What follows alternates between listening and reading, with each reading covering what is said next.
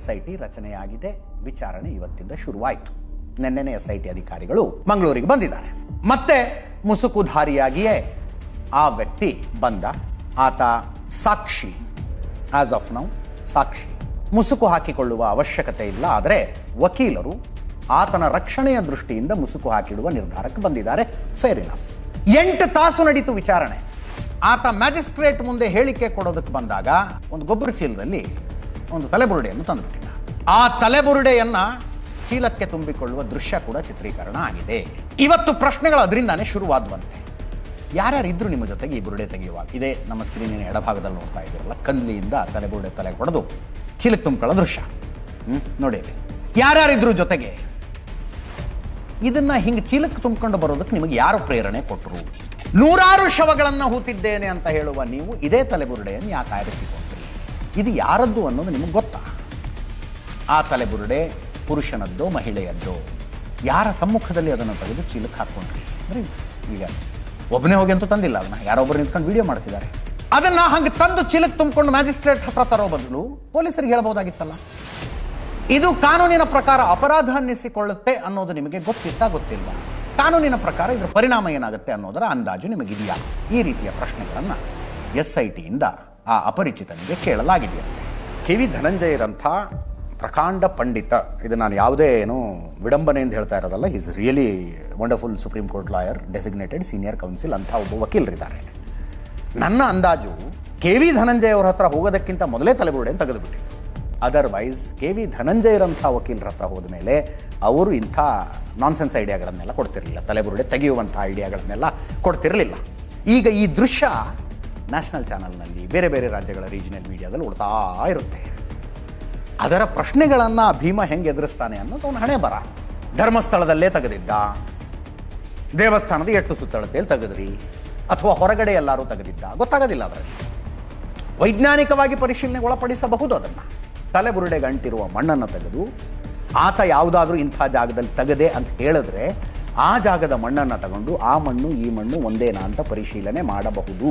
ಈ ಮಣ್ಣನ್ನು ಕಂಪೇರ್ ಮಾಡುವ ಕೆಲಸವನ್ನು ಸೌಜನ್ಯ ಕೇಸ್ನಲ್ಲೂ ತನಿಖಾಧಿಕಾರಿಗಳು ಮಾಡಿದ್ರು. ಸೌಜನ್ಯ ಮರ್ಮಾಂಗದಲ್ಲಿ ಮಣ್ಣು ಸಿಕ್ಕಿತ್ತು.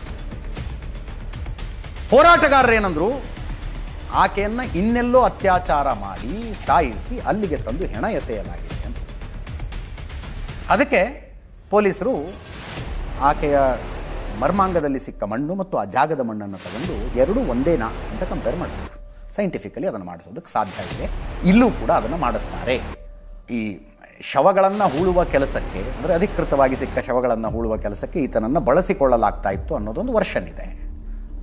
ಪೊಲೀಸ್ ಸ್ಟೇಷನ್ ಅವರು ಪಂಚಾಯತಿಗೆ ಹೇಳ್ತಿದ್ರು, ಇಂಥದ್ದೊಂದು ಶವವನ್ನು ಹೂಳೋ ಪ್ರಕ್ರಿಯೆ ನೀವು ಮುಗಿಸ್ಬೇಕು ಅಂತ. ಎಲ್ಲವೂ ಆನ್ ರೆಕಾರ್ಡ್ ಇರ್ತಿತ್ತು. ಪಂಚಾಯತಿಯಲ್ಲಿ ಏನು ಹೆಣ ಉಳೋದಕ್ಕೇನು ಪರ್ಮನೆಂಟ್ ಎಂಪ್ಲಾಯೀಸ್ ಇಟ್ಕೊಳ್ಳೋದಕ್ಕಾಗತ್ತಾ? ಅವ್ರು ಯಾರು ಸಿಗ್ತಾರೋ ಅವ್ರಿಗೆ ಇಂತಿಷ್ಟು ದುಡ್ಡು ಅಂತ ಕೊಟ್ಟು ಅವ್ರ ಹತ್ರ ಉಳಿಸ್ತಾ ಇದ್ರು. ಈ ಯಾವುದೇ ಪ್ರಕ್ರಿಯೆಯನ್ನು ಮಾಡದೇ ಯಾವುದಾದ್ರೂ ಶವಗಳನ್ನು ಹೂಳಲಾಗಿದೆಯಾ? ಅದು $1 ಮಿಲಿಯನ್ ಕ್ವಶನ್ ಇದರಲ್ಲಿ. ಈತ ಹೇಳ್ತಾನೆ, ಕೆಲವು ಶವಗಳು, ಹೆಣ್ಣುಮಕ್ಕಳ ಶವಗಳು ಲೈಂಗಿಕವಾಗಿ ಪೀಡನೆಗೊಳಗಾಗಿದ ನಂತರ ಕೊಲೆಯಾದಂತೆ ಕಾಣಿಸ್ತಾ ಇತ್ತು. ಹೆಂಗೆ ಹೇಳ್ತೀರಿ ಅದನ್ನು? ಈ ರೀತಿಯಾದ ಕೃತ್ಯ ನಡೀತಾ ಇದ್ದಾಗ ಯಾಕೆ ಪೊಲೀಸರಿಗೆ ತಿಳಿಸಲಿಲ್ಲ? 2014 ತನಕ 11 ವರ್ಷಗಳ ನಂತರ ಯಾಕೆ ಹೇಳಿ? ಅಥವಾ ನಾನು ಯಾವುದೋ ಪೊಲೀಸರಿಗೆ ಹೇಳಿದ್ದೆ, ಅವ್ರು ಇನ್ಯಾರ್ದೋ ಪ್ರಭಾವಿಗಳ ಜೊತೆಗೆ ಸೇರ್ಕೊಂಡು ನನ್ನ ಬಾಯಿ ಮುಚ್ಚಿಸ್ಬಿಟ್ರು, ಆ ಪ್ರಭಾವಿಗಳು ಪೊಲೀಸರು ಒಟ್ಟೊಟ್ಟಿಗೆ ಸೇರ್ಕೊಂಡಿದ್ರು, ಈ ಥರದ್ದೇನಾದರೂ ಆರೋಪ ಇದೆಯಾ? ಶವ ಹೂಳುವ ಸೂಚನೆ ನಿಮಗೆ ಯಾರಿಂದ ಬಂತು? ಹೆದರಿಸಿ ಹೂಳಿಸಿದ್ರ? ಈಗ ಬಂದು ಈ ವಿಷಯದ ಬಗ್ಗೆ ದೂರು ಕೊಟ್ಟು ಮ್ಯಾಜಿಸ್ಟ್ರೇಟ್ ಮುಂದೆ ಹೇಳಿಕೆ ಕೊಡೋದಕ್ಕೆ ನಿಮ್ಮ ಮೇಲೆ ಯಾರ್ದಾರು ಒತ್ತಡ ಬಂತ? ಧರ್ಮಸ್ಥಳ ಬಿಟ್ಟು ಹೋಗಿದ್ದು ಯಾಕೆ? ಇತ್ಯಾದಿ ಇತ್ಯಾದಿ ಪ್ರಶ್ನೆಗಳನ್ನು ಭೀಮನಿಗೆ ಕೇಳಲಾಗಿದೆಯಂತೆ. ಅದರ ಜೊತೆಗೆ ಶಾಲಾ ಬಾಲಕಿಯ ಶವ ಅನ್ನುವ ಪ್ರಸ್ತಾಪವನ್ನು ಮಾಡ್ತಾನೆ ಈತ. 2010ರಲ್ಲಿ ಹೂತಿತ್ತು. 2010ರಲ್ಲಿ ಶಾಲಾ ಬಾಲಕಿಯೊಬ್ಬಳ ಶವ ಬಂದಿತ್ತು, ಸ್ಕೂಲ್ ಬ್ಯಾಗ್ ಎಲ್ಲ ಇತ್ತು. ಅಲ್ಲಿಂದ ಈ ತನಿಖೆ ಶುರುವಾಗಬೇಕು. ಅದರ ಬಗ್ಗೆ ಪ್ರತ್ಯೇಕ ಪ್ರಶ್ನಾವಳಿಯೊಂದನ್ನು ಮಾಡಿದಾರಂತೆ. ಯಾರ ಸೂಚನೆಯ ಮೇರೆಗೆ ಆ ಹೆಣ ಹೂತ್ರಿ? ಆ ಬಾಲಕಿಯನ್ನು ಮೊದಲನೇ ಸಲ ಎಲ್ಲಿ ನೋಡಿದ್ರಿ? ದೇಹ ಸ್ಥಿತಿ ಹೆಂಗಿತ್ತು? ಬಾಡಿ ಏನಾಗಿತ್ತು ನೋಡಿದಾಗ? ಗಾಯದ ಗುರುತುಗಳಿದ್ವಾ? ಎಲ್ಲೆಲ್ಲಿ ಗುರುತುಗಳಿದ್ವು?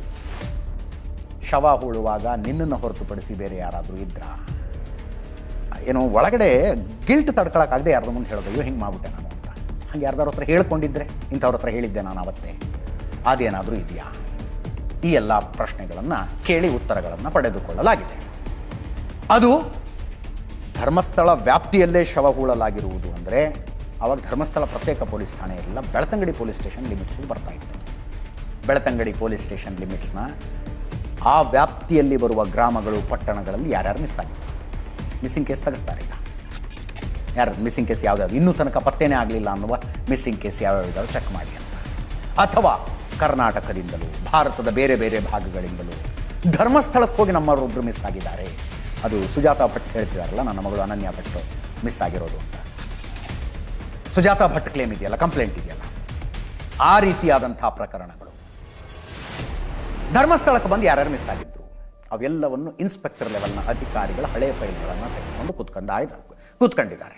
ಈ ಕಂಪ್ಲೇಂಟ್ ಕಾಪಿ ನೋಡಿದ್ರೆ ಅರ್ಥ ಆಗೋದಿಲ್ಲ.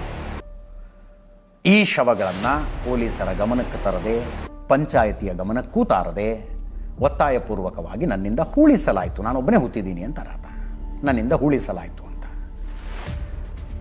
ಆ ಜಾಗಗಳ ಪತ್ತೆಯಾಗಬೇಕು. ಆ ಜಾಗಗಳು ಅಕಸ್ಮಾತ್ ಆ ರೀತಿಯ ಶವಗಳ ಸಿಕ್ಕರೆ ಅದಕ್ಕೊಂದು ದೊಡ್ಡ FSL ಪ್ರಾಸೆಸ್ ನಡೀಬೇಕು. ಶವ ಯಾರದ್ದು ಅಂತ ಕಂಡುಹಿಡಿಬೇಕು. FSLನಲ್ಲಿ ಒಂದು ಅಸ್ಥಿ ಪಂಜರವನ್ನು ಕಳಿಸಿದ್ರೆ ಫೊರೆನ್ಸಿಕ್ ಸೈನ್ಸ್ ಲ್ಯಾಬ್ರೇಟರಿಯಲ್ಲಿ ಆ ಶವ ಗಂಡಿಂದ ಹೆಣ್ಣಿಂದ ಅನ್ನೋದು ಗೊತ್ತಾಗುತ್ತೆ, ಅಂದಾಜು ವಯಸ್ಸು ಗೊತ್ತಾಗುತ್ತೆ. ಸಾವಿನ ಕಾರಣವನ್ನು ಅಸ್ಥಿಪಂಜರದ ಪರೀಕ್ಷೆಯ ಮೂಲಕ ಕಂಡು ಹಿಡಿಯಬಹುದಾ? ಕೆಲವೊಂದರಲ್ಲಿ ಆಗುತ್ತೆ, ಕೆಲವೊಂದರಲ್ಲಿ ಆಗೋದಿಲ್ಲ.